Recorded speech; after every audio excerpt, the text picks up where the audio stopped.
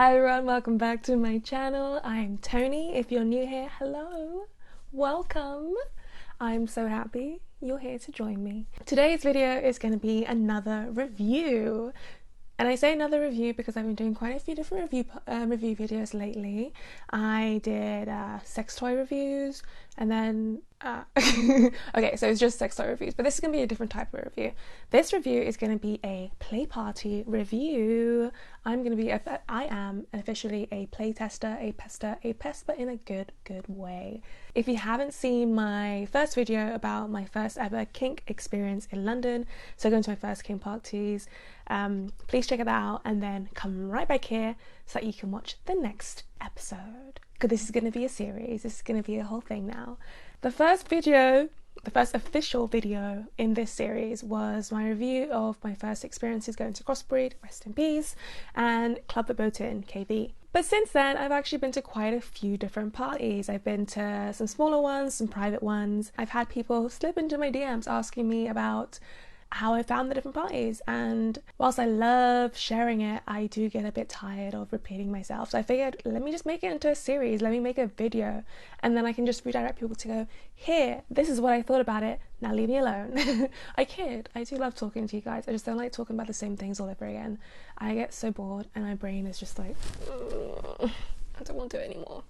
To make this play party reviewing as fair as possible, I have come up with a criteria of things I will be judging these parties on, just to make it a bit more easier for you guys. I know that I waffle on and on and on, and I can go on off on a tangent at times, just to make sure that everyone kind of gets the gist of the things happening. So I will be looking at the pricing of things. Is it cheap? Is it spenny? Demographic, so age, gender, those sort of juicy bits. I'll also be looking at venue and well-being and safety, and then any sort of extracurriculars that sort of party does, and also some cool happenings, because who doesn't love cool happenings? And when I say cool happenings, I just mean, like, you know, something that's a little bit different, something that's a little bit razzle dazzle, just to make that party a bit different to every other party that's out there. I hope that makes sense. So that's the criteria we're going to be looking at, and at the end of the video I'll wrap everything up and tell you the gist of things. I don't know where I'm going with this. Basically, yeah, that's the format I'm going to be going down, but I'm also going to be talking about other things as well, but just yeah. This particular review video is going to be about Torture Gardens. Torture Garden has been on my list of venues of parties to go to for a while now, but the reason why I haven't been in a huge rush is because that I wouldn't want to go on my own, and I was looking for like a particular kind of group to go with, and I did happen to find a very sexy group of people who I adore, who I went to their Torture Garden Halloween party with in November. So that would have been the Horror Hotel themed Halloween party. The reason why I wouldn't want to go on my own is because I heard a lot of mixed reviews about it in terms of like safety and just experiences as well. Everyone had very different experiences, but I'm always of the thought that you should try something out yourself before you go and decide whether you're not going to do something or not, because you never know, you might actually really enjoy it, or unfortunately you might really hate it too, but at least you would have tried it yourself and you're not just relying on third-party influences, which aren't always the best, in my opinion. I went to Torture Gardens with a big group of people, and that definitely eased my nerves going. And then for the evening as well, I was dressed by the lovely Kink and Curtain over Instagram. I'll link her Instagram in the bio, because she dressed me and I felt like an absolute goddess. I felt incredible, because, you know, Torture Gardens is one of those places where you definitely do have to dress up. It's not somewhere where you can just throw on something that's, you know, like a costume. You can't. They really want you to put in an effort and to really go out there, which is something I actually really loved, because as I love the community of these, I love the community aspect of these parties and the people that I've met, but what I love the most is dressing up. I love dressing up. So Torture Gardens definitely appealed to me for that reason, where it was an excuse to just dress all out and to really express myself in a way that I don't usually in my day-to-day life, because I do dress up and express myself in day-to-day life, but it's different within these sort of spaces. The event was held at Electroworks in can't remember where Electroworks is, but Electroworks, and that was really cool. I loved the venue. I loved that it was split up into different parts of the venue. The cloakroom was up top, you went downstairs, there was like a performance area, they had a pole as well, which is really cool, multiple bars. It was just a really expansive venue, and it took a while to get the hang of things or where things were, but I really enjoyed just how big it was, and you weren't just confined to one place. When you arrived, it was an outfit check, so they wanted to see what you were wearing. Ideally, I think you should be wearing what you were going to wear in the queue, or have a picture, because that's what I do sometimes when I'm going to a kink party and it's very cold outside and I don't want to be wearing everything. I just take a picture of what I'm wearing at home and I just show them that, and then it's all good to go. I did remember like one person in the queue was told to remove certain items of clothing because they didn't see, the person who was judging the outfits didn't think it was Torture Garden worthy, which is fair enough, because you know that is what Torture Gardens is, you know, and you should be going with the expectation that you have to dress up, show out, and like do the most. So I wasn't too taken aback by that, but I guess if that's not something you're really keen on, then maybe avoid Torture Gardens for that reason. Electroworks isn't the only place that they operate out of. I do know that they had done parties in Scala and in Ministry of Sound as well, but the night that I went to was in Electroworks, and I really did like the venue. It was top notch. Once you got inside, it had standard multiple bars, no long queues. They had a dungeon room. I wouldn't say it's a dungeon room. It was more like an open plan space where they had dungeon equipment and people were there to watch. The exhibitionist in me loved this. I was living for it because you could go in this area and you had spectators watching you as you played, which I can't tell you how much I enjoy it, because I am a bit of an exhibitionist. So that was definitely appealing to my nature. Loved it. I loved being watched, and I didn't do any watching because that particular part was very cramped. That area was very cramped. The spectators part was very cramped, and people weren't really moving on, which I guess is fair because you were really enjoying the show. That's okay. But I think maybe if there was like multiple dungeon spaces or spectator spaces, it would be better. They also had a couples only playroom, and when I say couples, it just means that 2 people. You don't necessarily have to be, you know, an actual couple. Me and a friend went into there, and I wasn't a huge fan of the couple room. I was quite disappointed. It was very cramped. There wasn't a lot of room. It felt very hetero. Yeah, I didn't feel very comfortable playing with my friend who was non-binary, and when I say it was very hetero, it was just a lot of like doggy and missionary, a lot of femmes being fucked, and I don't know, maybe it's just me, but I didn't feel like that space was very queer friendly, and it could just been all built up in my head where I just didn't feel comfortable playing with my friend in that space. But we did have a lot of fun in the dungeon area where, you know, we did some impact play. So it depends really. It depends what you're into. I just felt like the couples playroom, there was much to be desired. There wasn't really any equipment in there. It just seemed like a seedy dark room, like a really seedy dark room.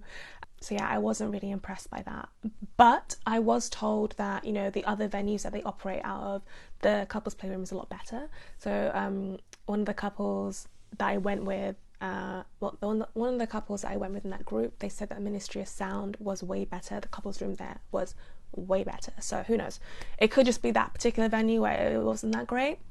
But I am just speaking to my experience of going to that particular venue and that particular party. So I might end up going again just to see and feel like what the other venues are like and what the vibe is at other venues too. Generally speaking though, whilst I was at the party, I did feel like it was more of a club sort of vibe. And I'd gone to that party with the expectation that there was going to be more emphasis on play, but it was more on the rave side of things. And I think that's probably my fault, really. I should have... Actually, you know what? It's not my fault. Fuck that. It's not my fault. But I thought it was going to be like a proper kink play party and a bit of raving happening as well, like Crossbreed and KV. But there was definitely more emphasis on the raving side of things. And the atmosphere there as well was very different. it felt very clubby. So I remember there was one time, me and my friend, we were walking back to the bar, and these two guys like stood in our way. One of them was like, "Oh, you know, you can't just walk past us looking like the way you do and not say hi to us." And I was just like, "Excuse me, ew, gross." And it was a very unpleasant feeling and an unpleasant experience to have at this sort of party, because I think I just got accustomed to not being accosted like that by two men. You know, you have to have some sort of, it was just really gross, and I've never experienced that before at the other play parties that I've been to. So in that sense, I just didn't really feel very safe. Especially because when we first got in as well, and I was queuing the toilet with all my friends, and this woman just came out and just hit us. She literally hit us with a paddle or something. It was light, but still, like, there was just no consent, and that was really jarring for me, very, very jarring for me, given the space we were in, and yeah, it was gross, and it was gross. It was just really gross behavior, and now that I look back at it, the fact that they were more concerned about your outfit when you were coming into the queues and not really asking you questions about what you think about consent or what you know about consent, or like they didn't ask people about the party rules, you know? So I feel like because they didn't do that, there was less emphasis on the safety side of things, and you're just sort of breeding you're breeding that sort of mentality where safety and consent is coming secondary to how good you look. That's the vibe I got.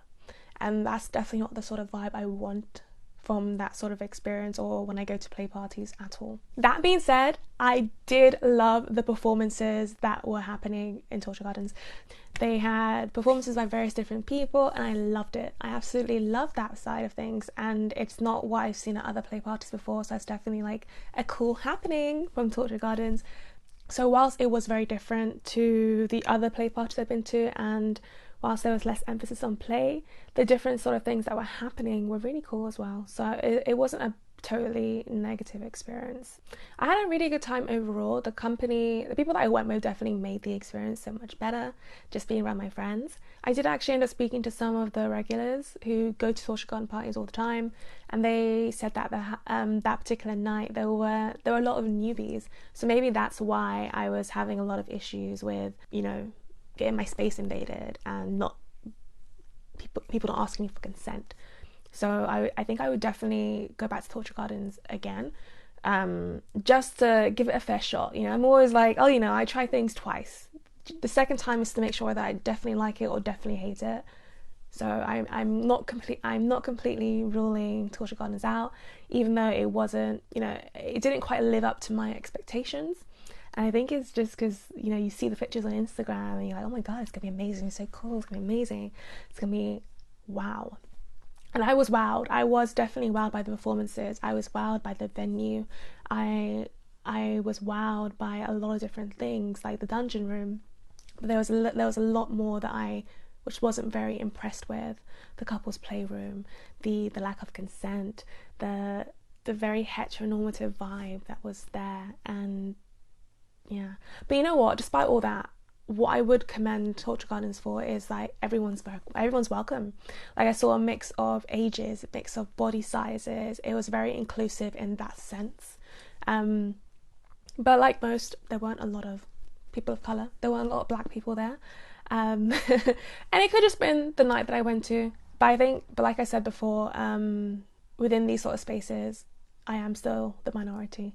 And it's just, I think I've just gotten used to it, and there are parties out there where I am not the minority, and I definitely will seek them out and I will be going to them, so watch your space. But it's just something to make note of if you are like a person of colour who wants to go to these sort of parties, what to expect, so you're not just taken off guard. So that's why I mentioned the fact that, you know, there's not a lot of black people and not a lot of non-white people within these spaces. Okie dokie people, let's do the final roundup of the scores. So in terms of prices, this is going to be a £1 sign. This is definitely one of the cheaper tickets. It was less than £50. Definitely on the cheap end of tickets, because there are places where they charge upwards of 50 quid, sometimes 70, sometimes over 100, so really good for pricing. for what you get. Excuse me. Oh my god. But yeah, it's really good for pricing for what you get. You get performances, you get multiple bars, you get a playroom, you get a dungeon room. It's great. So in that respect, really good for pricing. Demographic, it's very mixed in terms of ages, body sizes, more to be desired when it comes to race.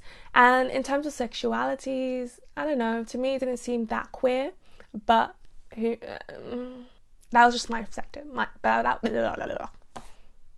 that's just my perspective. Venue was top notch. I like the venue. Venue was a good size, loads of things going on, multiple bars, so not long queues. There was a pole, there was like a performance stages, there was basically loads of things to catch your gaze. Safety, I would say that safety wasn't that great. I don't think safeguarding was a priority or was one of the main focus of the night, unfortunately, because of the 2 incidents that happened to me. I just felt like, you know, a lot of people there weren't concerned with the party rules. A lot of people there weren't really thinking about consent.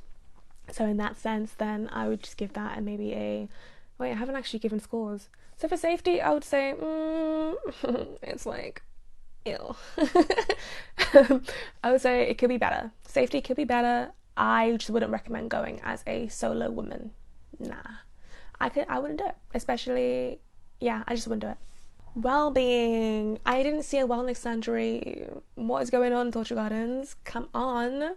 KV does it, Crossbury does it, and I definitely think it's a good idea to be comparing and to compare them in these sort of senses, because these sort of spaces can be very overwhelming for people, and it's important that there is, you know, spaces that care about their well-being. I didn't see that. Maybe there was, but I didn't really see that. And then for the staff as well, I didn't really see that much of a staff presence, like moderating the place and like making sure people were being looked after, which again could just be my perspective, but that's just not what I saw.